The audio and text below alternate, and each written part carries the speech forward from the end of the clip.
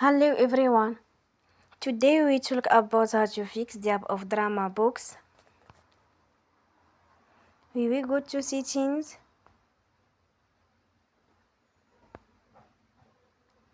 Then we click on apps. After that we search the app DramaBox and we click.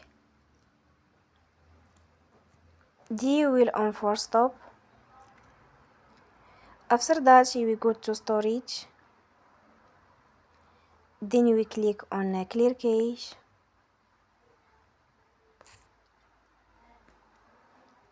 You will go to Play Store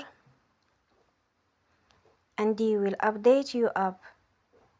Don't forget to support us by like and subscribe. See you next time and thank you for watching.